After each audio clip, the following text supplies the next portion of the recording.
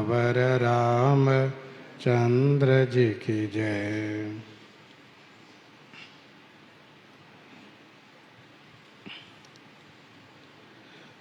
गोस्वामी जी महाराज पूर्व प्रसंग में वर्णन किए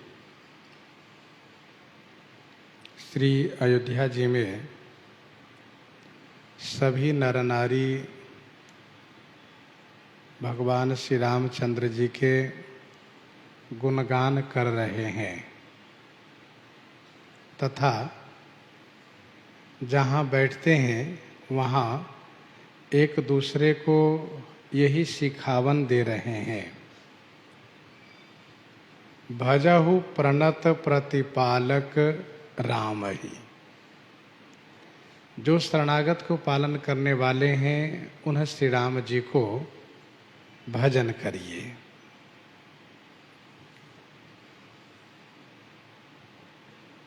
जो कमल नयन है, श्याम शरीर है, पलक और नेत्र की भांति भक्तों की रक्षा करने वाले हैं, धनुष धारण किए हुए हैं, संत वन रूपी कमल को खिलाने के लिए सूर्यवत हैं, काल रूपी सर्प को नष्ट करने के लिए पक्षीराज गरुड़ जी की भांति हैं, लोभ मोह आदि विकारों को समाप्त करने के लिए श्री राम जी किरात के समान है, कामदेव रूपी हाथी को समाप्त करने के लिए श्री राम जी सिंह के समान है। लोभ मोह आदि विकार हिरण है, उसके लिए श्री राम जी किरात हैं, परंतु काम हाथी है तो उसके लिए श्री राम जी सिंह के समान हैं।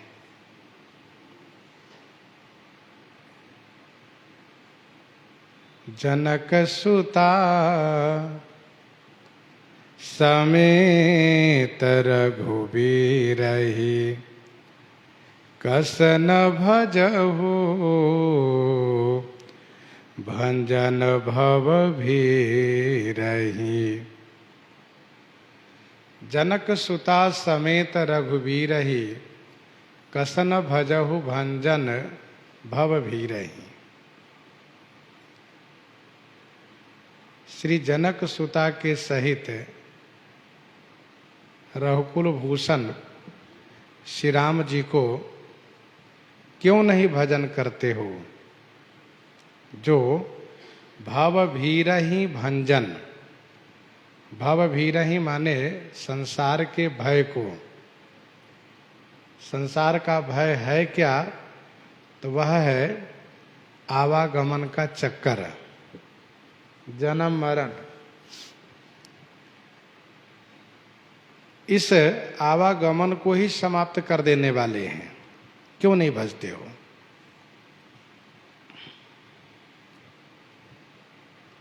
श्री राम जी श्री जनक सुता को प्राप्त करने के लिए असुरों को संहार किए। जो श्री जनक सुता श्री राम जी के अतिशय प्रिय हैं,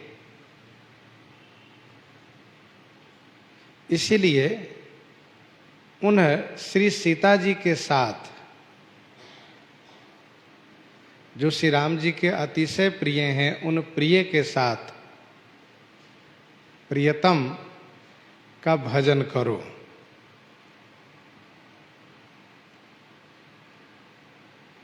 बहुवासना मसक हिम राशि,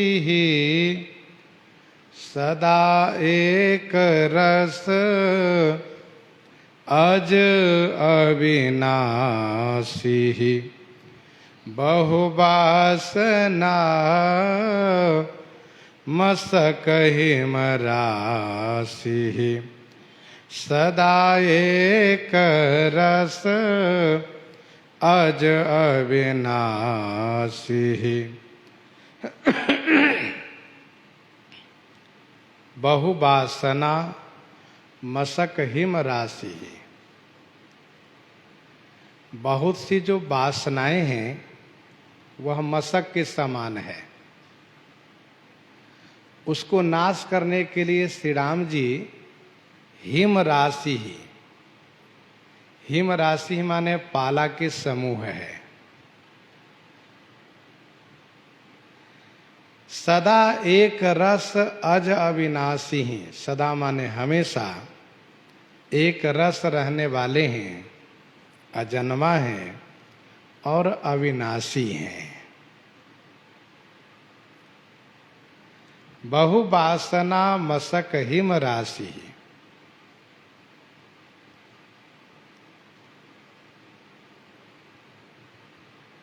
चाहे जितनी वासनाएं हो, बहुत सी वासनाएं मन में ऐसी भी उभरती रहती है जिसकी पूर्ति कभी संभव नहीं है। बहुत सी वासना ऐसी भी है जिसकी पूर्ति भी हो जाती है। तो वासना माने कामना, इच्छा, चाहना। ये वासना मशक के समान है। जिस प्रकार से मशक, मच्छर रात्रि में सोने नहीं देता है, यदि खुले आकाश में सो रहे हैं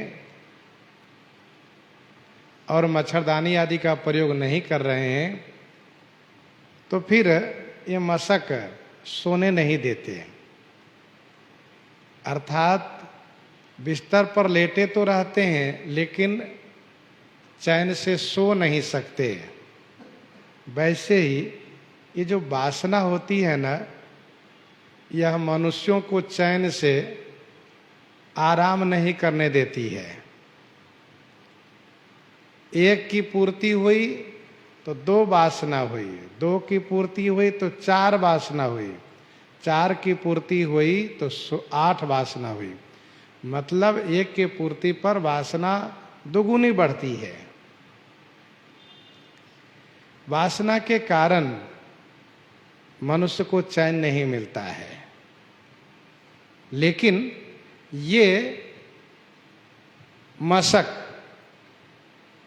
हिम ऋतु को पा करके, ठंडी को पा करके ये बिल्कुल निष्क्रिय हो जाता है मच्छर। वैसे ही श्री राम जी जब हृदय में विराजित हो जाएं, श्री राम जी कृपा कर दें, तो वासना निष्क्रिय हो जाती है, वासना मृत हो जाती है, सजीव नहीं रह जाती है। उरकछु प्रथम वासना रही, प्रभुपद प्रीति सरित सो बही। मशक दंश बीते हिम त्रासा, हिम के त्रास से जब पाला पड़ता हो, बहुत ठंडी पड़ती हो, तो मशक समाप्त हो जाता है। तो श्री राम जी बहुवासना मशक हिम राशि,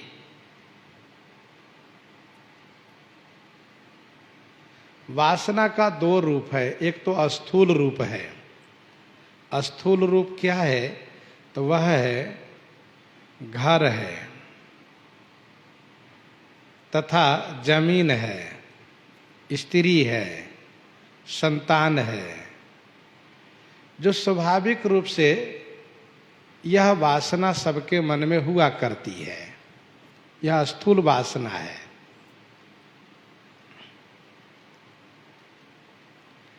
सूक्ष्म वासना जो अनायास मन में उभरती रहती है, वह वासना भगवान श्री राघवेंद्र श्री रामभद्र जी के चरण कमल जब हृदय में विराजित हो और प्रभु के मिलन का विरह उत्पन्न हो, तो वह वासना समाप्त हो जाती है, समाप्त हो जाती है।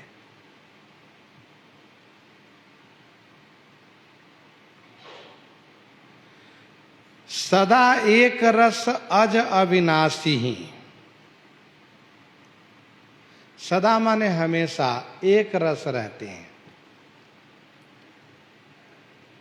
यह भगवान की भगवत्ता है, यह उनका ईश्वरत्व है कि वह हमेशा एक रस रहते हैं।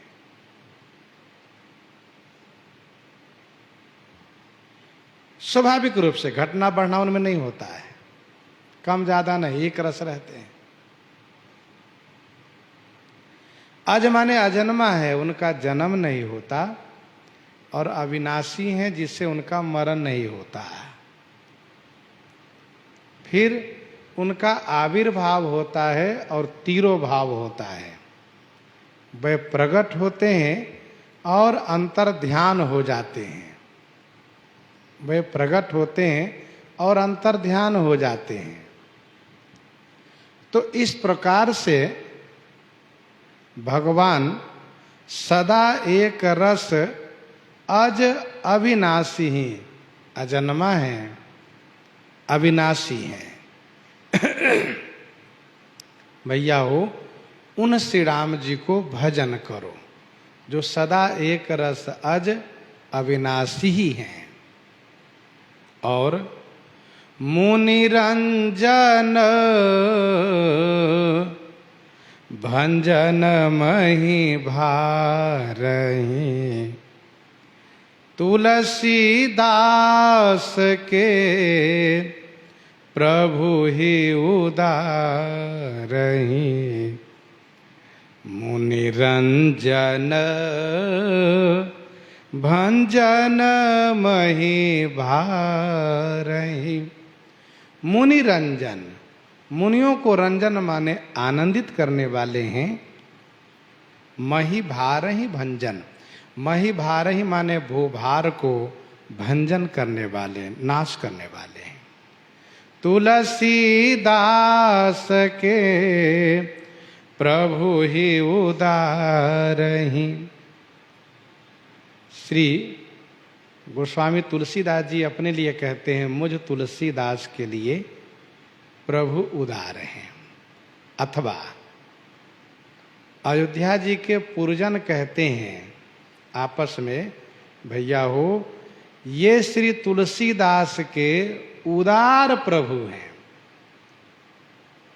अर्थात अयोध्या वासियों के द्वारा श्री राम जी के द्वारा, अयोध्या वासियों के द्वारा श्री राम जी से अपना संबंध गोस्वामी जी ने प्रस्तुत किया कि सबके प्रभु तो है ही, पर साथ साथ तुलसीदास के प्रभु भी हैं। इस बात को भी आप लोग कहिए। मुनि रंजन भंजन मही भारही, तुलसीदास के प्रभु ही उदारही।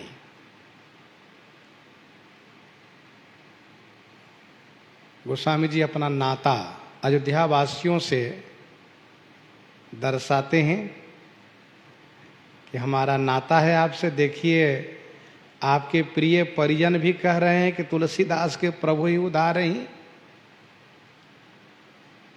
गोस्वामी जी महाराज दीन घाट के वक्ता हैं। बड़ी दैन्यता के साथ श्री राम कथा गायन कर रहे हैं।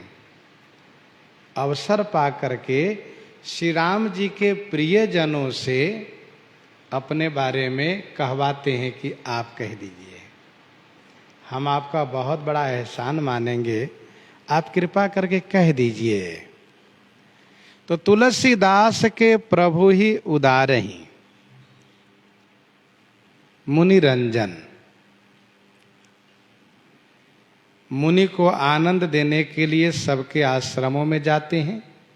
सकल मुनिन के आश्रमनि जाई जाई सुख दीन, तथा भूमि भार को नाश करने के लिए असुरों को संहार करते हैं, क्योंकि असुर ही भूभार है। गिरिसरि सिंधु भार नहीं मोही, जस मोहि गरुए एक परद्रोही।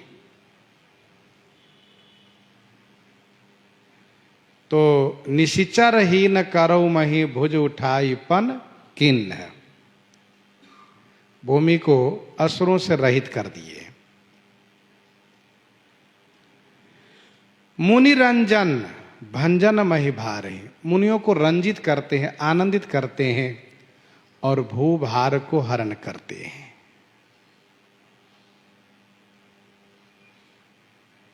तथा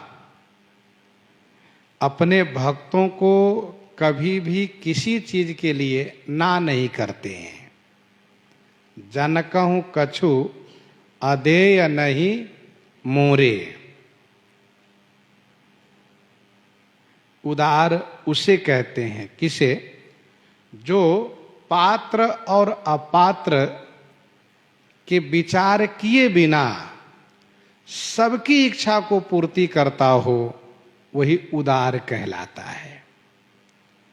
भगवत गुण दर्पण का यह श्लोक है, पात्रा पात्र विवेकेन देश कालाद्युपेक्षणात्, पात्रा पात्र विवेकेन देश कालाद्युपेक्षणात् वदान्य त्वम विदुर्वेदा औदार्य वचसाम हरे। ऐसे को उदार जग माही। तो श्री राम जी उदार हैं, उदार माने श्रेष्ठ हैं, महान हैं। वे बिना अपेक्षा रखे ही हित करते हैं, कल्याण करते हैं, ऐसे उदार हैं। यही विधि नगर नारी नर, करहि राम गुण गान, सानुकूल सब पर रहहि, संतत कृपा निधान, संतत कृपा निधान। यही विधि नगर नारी नर, करहि राम गुण गान। यही विधि माने इसी प्रकार से नगर के नारी नर श्री राम जी का कल्याणकारी जो गुण है उस गुण का गायन करते हैं। कृपा निधान, संतत सब पर सानुकूल रहें, दया के सागर भक्त वत्सल भगवान श्री रामचंद्र जी सदैव सबके ऊपर अनुकूल रहते हैं, प्रसन्न रहते हैं। यही विधि, यही विधि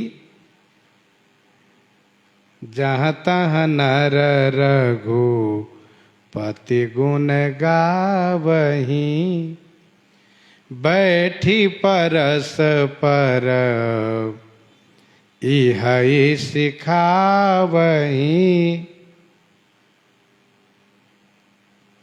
जहाँ तहाँ नर रघुपति गुण गावहीं, बैठी परस पर इहै सिखावहीं।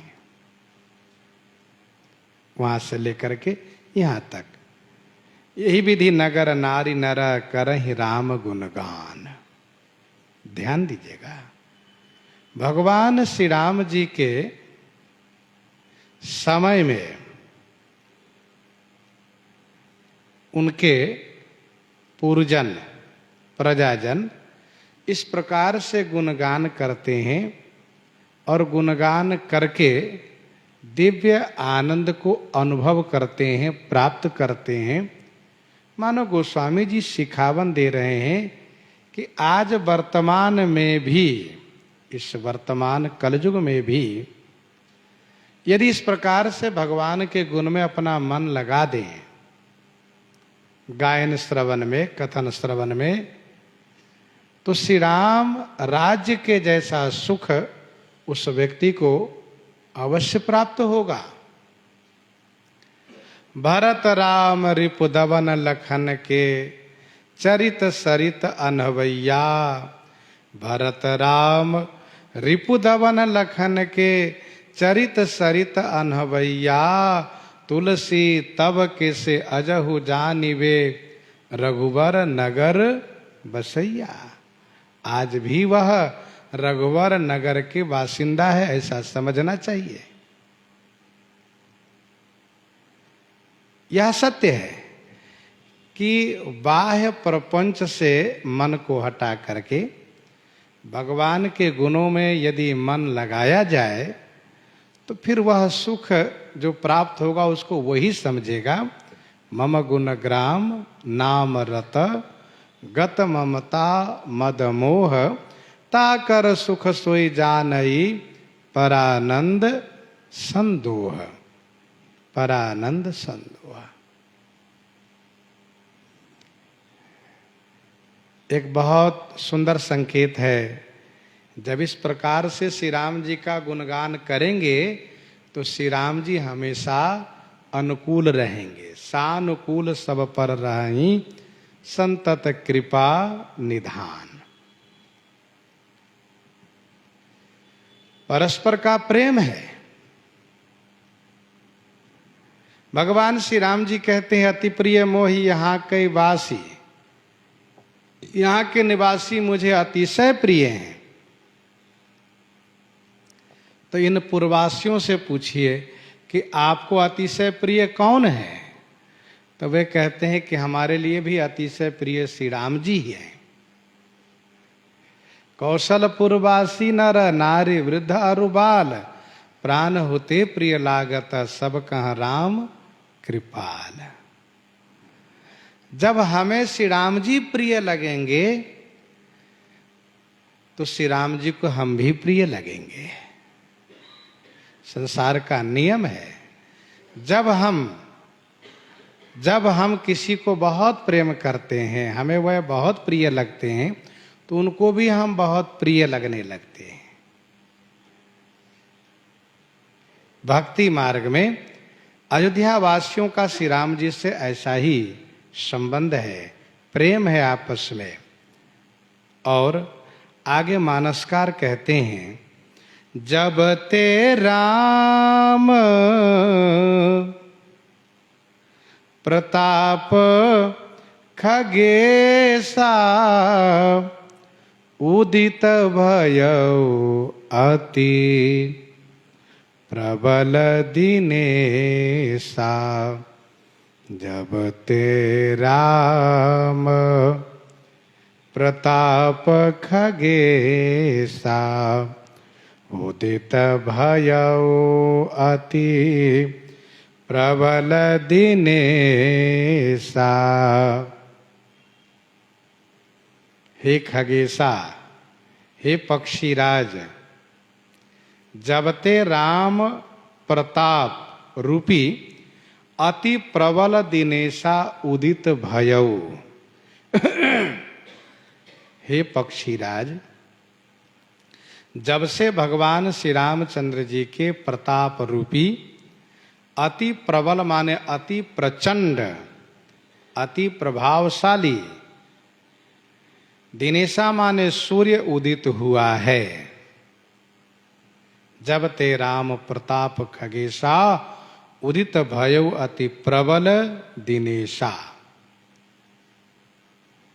अति प्रबल दिनेशा कहने का भाव यह है कि श्री राम जी जब राजा हुए हैं तब इनके प्रताप रूपी सूर्य अति प्रबल हो गया है।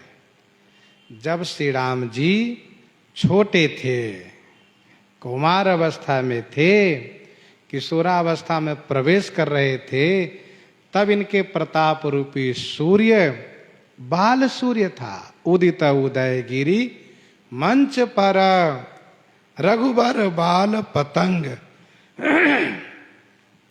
उदित उदयगिरी मंच पर रघुबर बाल पतंग। बाल पतंग थे, अब ये पतंग युवा पतंग हो गए। आप कहिएगा तो फिर वृद्ध पतंग हो जाए, कहा नहीं। श्री राम जी के प्रताप रूपी सूर्य कभी वृद्ध नहीं होते। माना जी में एक वृद्ध पतंग, एक वृद्ध सूर्य की चर्चा है। तही अवसर सुनि शिव धनु भंगा, आयो भृगुकुल कमल पतंगा। तो वह पतंगा वृद्ध पतंग थे, अर्थात वे अस्ताचल की ओर जा रहे थे, उनको अस्त होना पड़ा। लेकिन श्री राम जी के प्रताप रूपी सूर्य मध्य आकाश में जाकर के और वह स्थिर हो गया। अब वह न उधर जावे न इधर आवे, न पूरब जावे न पश्चिम जावे, वहीं स्थिर रह गए। उदित कहाँ से हुए? कहा उदित उदयगिरी मंच पर रघुबर बाल पतंग, मिथिला जी के उस रंग मंच रूपी उदयाचल से उदित हुए। श्री अयोध्या जी के राज सिंहासन रूपी मध्याकाश में स्थिर हो गए। जब ते राम प्रताप खगेशा, उदित भयो अति प्रबल दिनेशा। तो भगवान श्री राम जब कौमार अवस्था में थे तब बाल सूर्य, वन के चरित्र जब कर रहे थे तब प्रबल सूर्य, जथा बिलो की अकेल बाल रवि घेरत दनुज, वहां पर भी कहा। परंतु प्रबल दिनेश कहा जाए, राम प्रबल प्रताप कौशलनाथ गुणगन गावहीं, स्पष्ट है। परंतु अब तो मध्याह्न काल के सूर्य हैं। उदित भयउ अति प्रबल दिनेशा। एक बात और ध्यान दीजिएगा, आकाश में स्थित जो सूर्य हैं उनमें जो प्रकाश है वह उनका निजी प्रकाश नहीं है, फिर वह प्रकाश भी श्री राम जी द्वारा प्राप्त है।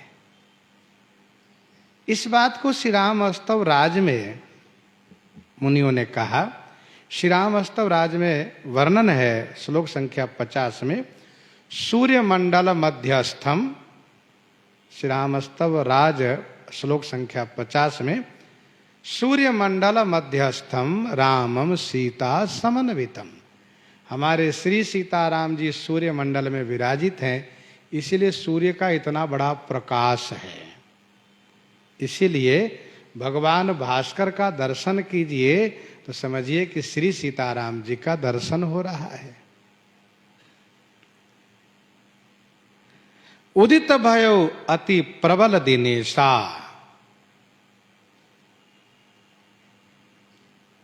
प्रताप, प्रताप किसको कहते हैं?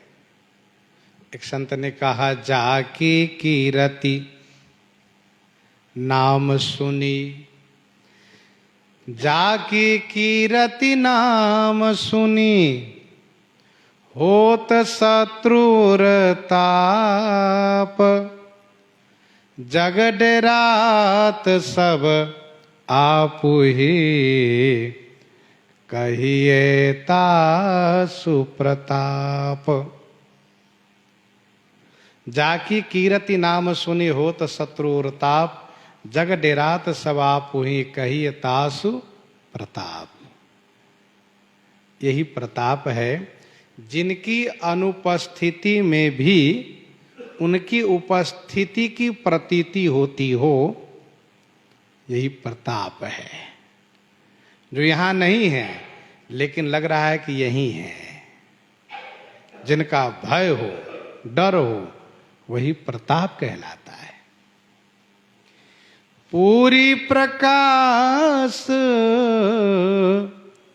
रहे उते हूँ लोका, बहुते न सुख बहु तन मन शोका। पूरी प्रकाश रहे उते हूँ लोका, पूरी प्रकाश रहे तिहु लोका। तिहु लोका माने तीनों लोक में प्रकाश परिपूर्ण है। बहुते न सुख सूर्य भगवान के आगमन से, उदित होने से बहुतेन सुख, बहुतेन प्राय सब सुखी हो जाते हैं। बहुत लोग सुखी होते हैं, लेकिन बहुत ऐसे भी हैं जिनको बड़ी परेशानी होती है। क्यों? सूर्य भगवान आ गए। बहुतन मन शोका, बहुतों के मन में शोक हो जाता है।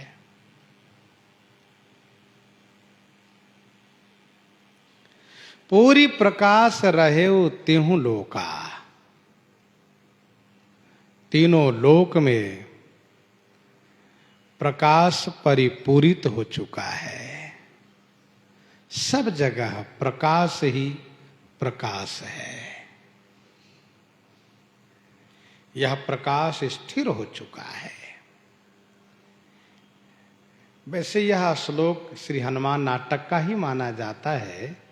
एक श्लोक है, महाराज श्रीमान जगति यशसा ते धवलिते पयः पारावरम परम पुरुषोयम मृगयते कपर्दी कैलास कुलिशभृद भौमं करिवरम कलानाथम राहु कमल भवनो हंस मधु नाम। महाराज श्रीमान यशसाते धवलिते, हे महाराजा धीराज, आपके जस से यह जगत, सारा संसार उज्जवल हो चुका है। महाराज श्रीमान जगति जससा ते धवलिते, पूरा संसार धवल वर्ण हो गया। मतलब पुण्य का, सत्कर्म का रंग है धवल और पाप का रंग है काला। काला पाप का रंग है, कहीं भी पाप नहीं है, कहीं पाप सुना नहीं जाता। उस कीर्ति के प्रभाव से, उस जस के प्रभाव से संसार में इस प्रकार से धवल वातावरण हुआ कि उसमें भगवान विष्णु अपना क्षीर सागर खोज रहे हैं कि हमारे क्षीर सागर की सीमा कहाँ तक है। पयः पारावरम परम पुरुषोयम मृगयते, खोज रहे हैं। जो कपर्दी भगवान शिव हैं वे कैलाश ढूंढ रहे हैं, क्योंकि कैलाश भी इसमें लीन हो गया, लय हो गया। तथा इंद्र अपना एरावत ढूंढ रहे हैं। कहाँ गए हमारे एरावत? राहु चंद्रमा को ढूंढ रहे हैं। श्री ब्रह्मा जी हंस को खोज रहे हैं। यह है भगवान श्री राम जी के जस की विशेषता। कपर्दी कैलाश कुलिश वृद भौमम करिवरम कलानाथम राहु कमल भवनो हंस मधुना। पूरी प्रकाश रहे तेहु लोका बहुते न सुख बहु तन मन शोका। आकाश में स्थित जो सूर्य हैं उनके प्रकाश स्थिर नहीं रहते, पर श्री राम जी के प्रताप रूपी सूर्य का प्रकाश स्थिर हो चुका है। अच्छा, आकाश वाले सूर्य भी एक दिन स्थिर हो गए थे। कब? जब श्री राम जी का प्राकट्य हुआ था। रथ समेत रवि था क्यों निशा कवन विधि होई। लेकिन श्री राम जी के प्रताप रूपी सूर्य उदित सदा अथ यही कब हूं ना। तीनों लोक में बहुतों को सुख हुआ है तो बहुतों को शोक हुआ है। सुख वाले ज्यादा हैं, शोक वाले कम है। इसलिए कहा बहुते न सुख बहुतन मन शोका। समुझ काम सुख सोच ही भोगी, अभय अकंटक साधक जोगी। अब गोस्वामी जी कहते हैं, जिन्हि शोक ते कहूँ बखानी, प्रथम अविद्या निशा नसानी। प्रथम अविद्या निशा नसानी, जिन्हि शोक ते कहूँ बखानी। जिन्हि शोक ते कहूँ बखानी, जिन्हि शोक, जिन लोगों को शोक हुआ है मैं उनको बखान करके कहता हूँ। प्रथम अविद्या निशा नसानी। सर्वप्रथम अविद्या रूपी निशा माने रात्रि, नसानी माने नष्ट हो गई है। प्रथम अविद्या निशा नसानी। गोस्वामी जी कहते जिनको शोक हुआ पहले उन्हीं के बारे में बता दूं। कोई कहे कि बताओ श्री राम जी का राज्य सबके लिए सुखद है, सब श्री राम राज्य की कल्पना करते हैं, तो क्या भगवान श्री रामचंद्र जी के राज्य में भी कुछ लोग ऐसे थे जिनको शोक हुआ, जो श्री राम जी के राज्य को पसंद नहीं करते थे, जिनको वह राज्य सुख नहीं भाया? गोस्वामी जी कहते हाँ, है कुछ लोग। संसार की व्यवस्था है, अच्छी से अच्छी व्यवस्था कहीं हो जाए फिर भी उसमें कुछ लोग ऐसे हैं भाग्यहीन जो माथा पीटते हैं कि ऐसा क्यों हो गया, नहीं होना चाहिए था। गोस्वामी जी कहते हैं अध्यात्म दृष्टि से विचार करके देखिए तो प्रथम अविद्या निशा नसानी, सर्वप्रथम तो अविद्या रूपी रात्रि समाप्त हो गई, और अविद्या रूपी रात्रि समाप्त हो जाने से अविद्या रात्रि में सुख भोगने वाले जितने लोग हैं सब परेशान तो हो ही गए। रात्रि हो नहीं रही है, क्या करें बेचारे।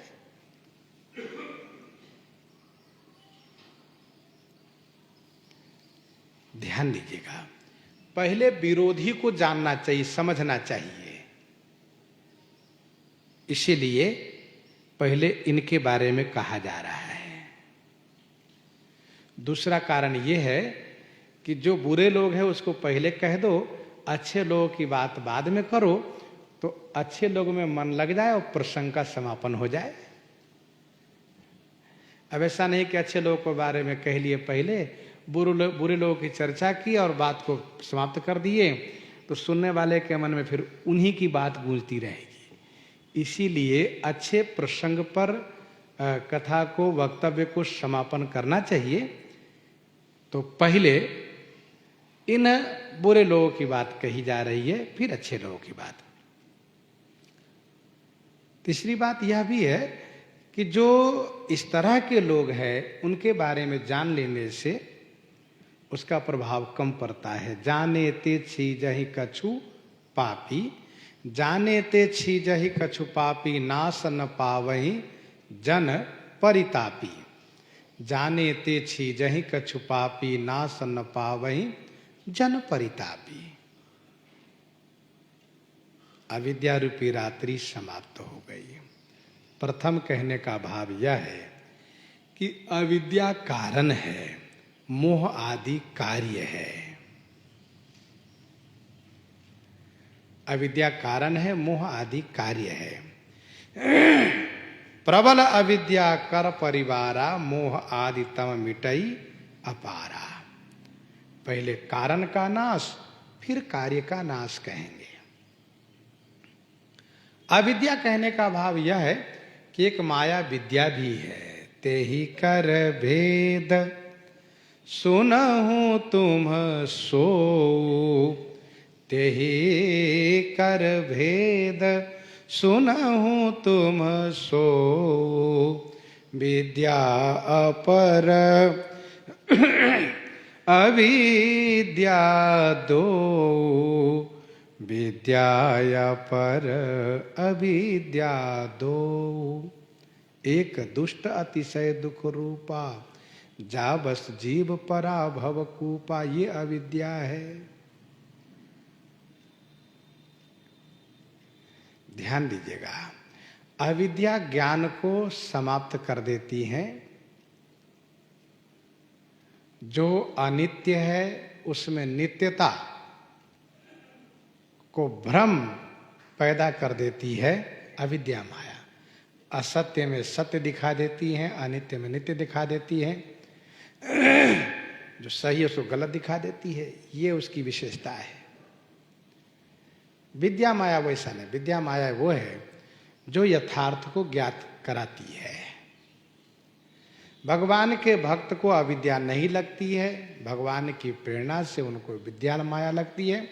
विद्या माया के लगने से उस भक्त का नाश नहीं होता, बल्कि वह भक्त भगवान की खोज में आगे बढ़ता है। हरि सेवक हिन व्याप अविद्या, प्रभु प्रेरित व्यापैते ही विद्या, ताते नाशन होई दास कर, भेद भगति बाढ़ई विहंग भर। संतों ने कहा कि अविद्या मट्टी के ढक्कन है, परई के समान है। जिसको दीपक के ऊपर रख दीजिए तो प्रकाश को वह दबा देता है। जो मट्टी का ढक्कन है वह प्रकाश को दबा देता है। माना कि उस मट्टी के ढक्कन में एक सुराख कर दीजिए, ढक दीजिए। होता क्या है, कहीं कहीं दिया जलाए, दीपक जलाए, और उसको यदि हम चाहते हैं कि हवा से बचावें तो मट्टी के पात्र में, जैसे कि मट्टी के ढक्कन में सुराख करके ऊपर से ढक देते हैं। दिया तो जलता है लेकिन प्रकाश बाहर निकलने नहीं देता है। निकलता भी तो केवल काला धुआं निकलता है। अविद्या माया आत्मज्ञान को ढकने के लिए मट्टी के ढक्कन के समान है, और विद्या माया शीशे का ढक्कन है। उसी में जो बुद्धिमान लोग होते हैं, यदि दिया जलाए हैं और हवा से उनको सुरक्षित रखना है तो शीशा के ढक्कन से ढक देते हैं। लालटेन का शीशा उसको पहना देते हैं और भी शीशे का ढक्कन बना के ढक देते हैं। तो क्या है कि उससे उस दीपक का प्रकाश चारों तरफ फैलता है। तो विद्या माया शीशे का ढक्कन है, अविद्या माया मट्टी का ढक्कन है। और कहते हैं, अघ उलूक जहाँ तहाँ लुकाने, काम क्रोध कैरव सकुचाने। अघ उलूक जहाँ तहाँ लुकाने।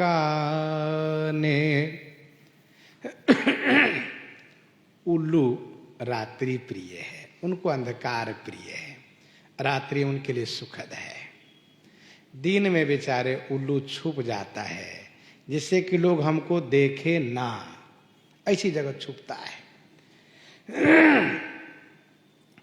अघ उलूक जहां तहां लुकाने।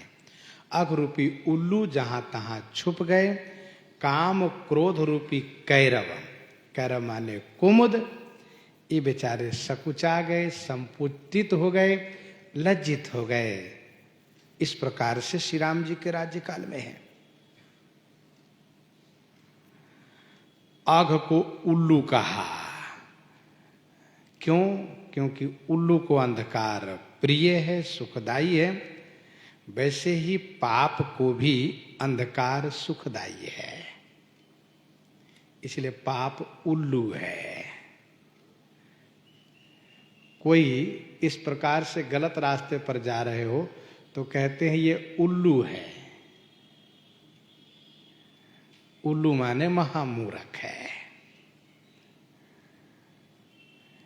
किसी को बेवकूफ बनाया, मूर्ख बनाकर उसको उल्लू बना दिया।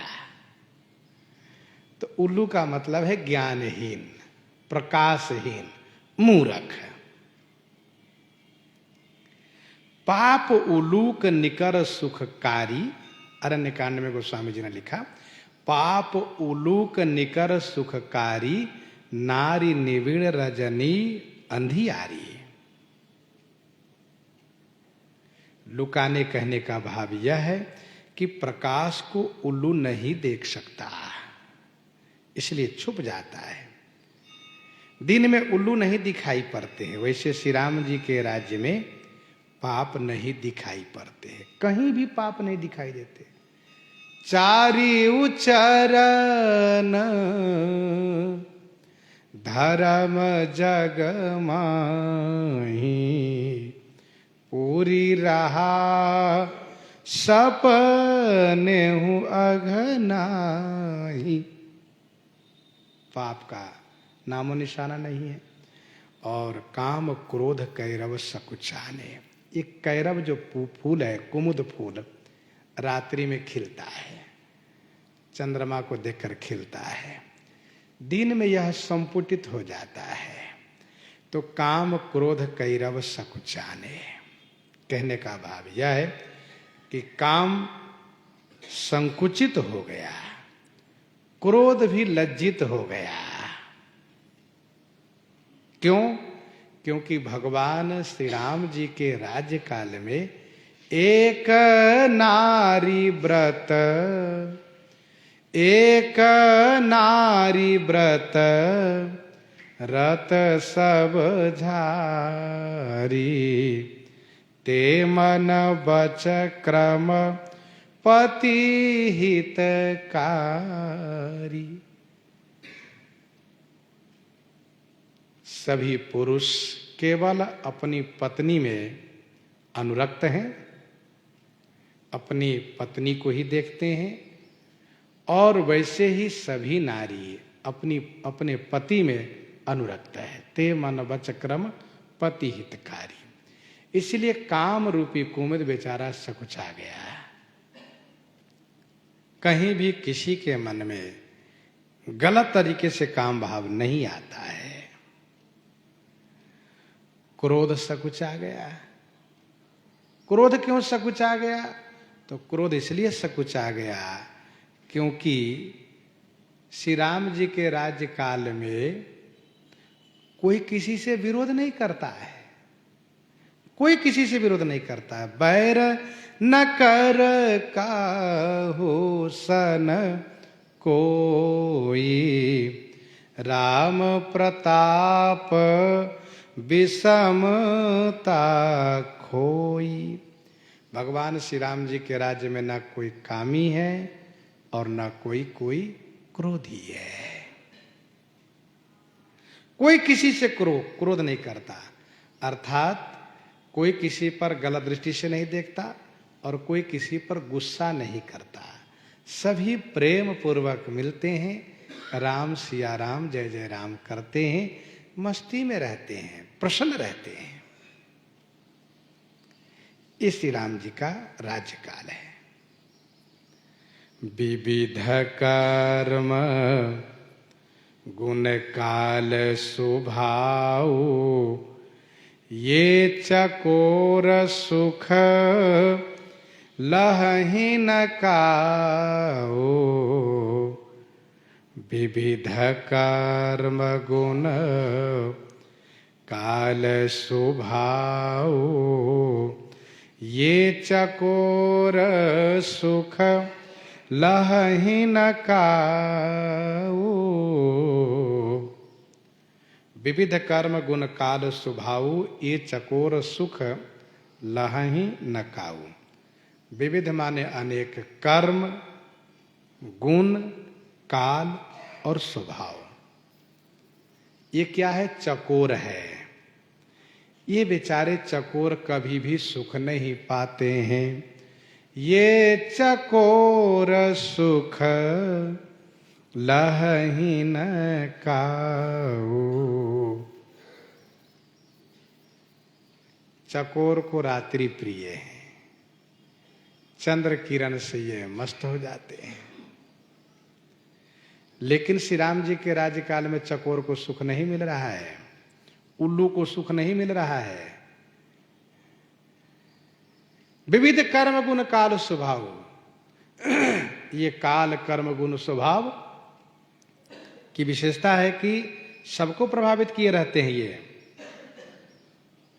विनय पत्रिका 130 पद में गोस्वामी जी ने लिखा, काल कर्म गुण स्वभाव, काल कर्म गुण स्वभाव सबके सिर तपत, काल कर्म गुण स्वभाव सबके सिर तपत। परंतु भगवान श्री राम जी के राज्य काल में काल कर्म स्वभाव गुण कृत दुख काहू ही नाही। किसी के बुरे कर्म नहीं होते, कैसे कष्ट होगा। गुण सत रज तम, ये 3 गुण है। गुण द्वारा किसी को पीड़ा नहीं होती, काल माने समय द्वारा पीड़ा नहीं होती, किसी का स्वभाव खराब नहीं है। कुछ लोग कहते हैं ना, अरे भाई इनका स्वभाव ऐसा है, ये जो है ना अपने स्वभाव से परेशान रहते हैं, कोई कुछ कहता नहीं है, परिवार में कोई इसको कुछ कहता नहीं, अपने स्वभाव से दिन रात परेशान रहते हैं। तो कुछ लोग के स्वभाव बड़े खराब होते हैं, आदत उसकी, कुछ काल से परेशान है, कुछ कर्म से परेशान है, कुछ गुण से परेशान है। अरे भाई इनमें तमोगुण ज्यादा है, रजोगुण ज्यादा है, सतोगुण में तो कोई दुख होने वाली बात ही नहीं है। तो इस प्रकार से श्री राम जी के राज्य काल में विविध कर्म गुण काल स्वभाव, विविध कर्म, कर्म 3 तरह से है, संचित, क्रियमान और प्रारब्ध।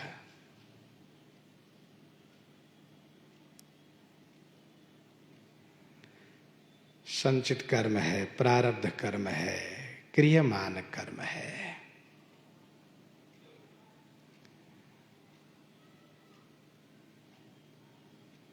सुख कभी नहीं पाते, काल कर्म गुण स्वभाव रूपी चकोर कभी सुख नहीं पाते। कहने का भाव यह है कि कर्म गुणादि के कर्तव्य का दुख किसी को नहीं व्याप्त होता है। ये जो काल कर्म गुण स्वभाव है ना, ये निरुद्दम हो गए हैं, निष्क्रिय, इसको कोई काम ही नहीं, कोई मतलब ही नहीं है, बैठे रहो। अब जिसको कोई काम ना हो तो कहते तुम बैठे रहो, बहुत उत्पाती हो, उपद्रवी हो तो कहते तुम बैठे रहो। अरे कुछ तो कुछ नहीं, तुम बैठे रहो, इतना ही अच्छा है, क्योंकि तुम उठोगे कुछ करोगे तो बवाला ही करोगे, इसलिए बैठे रहो। ये निरुद्दम हो गए हैं।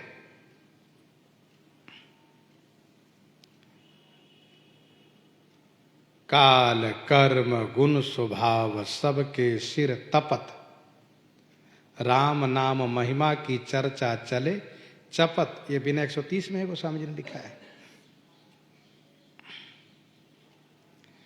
अयोध्यावासी बालक लोग क्या कर रहे हैं, तो सुख सारिका पढ़ावहि बालक, सुख सारिका पढ़ावहि बालक, कहु राम रघुपति जन पालक, कहु राम रघुपति जन पालक। और इसी से किसी को दुख नहीं होता है।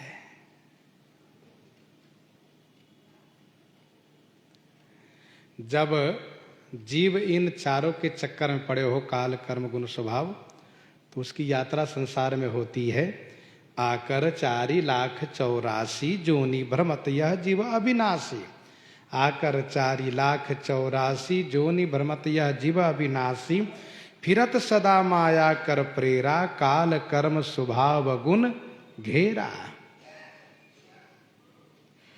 सो अयोध्यावासी इनके घेरे में है ही नहीं, भगवान श्री राम जी के परिजन इनके घेरे में नहीं है।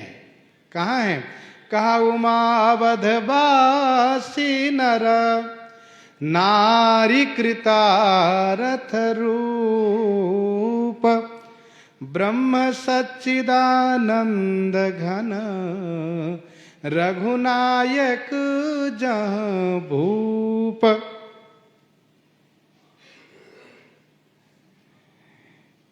अविद्या रूपी रात किसी को नहीं है। अविद्या रूपी रात रोदित हो तब चंद्रमा उदित हो। मन चंद्रमा, तब इन चकोर को सुख मिले। जब अविद्या रूपी रात्रि का ही नाश हो गया तो इन सबको सुख मिलेगा कैसे?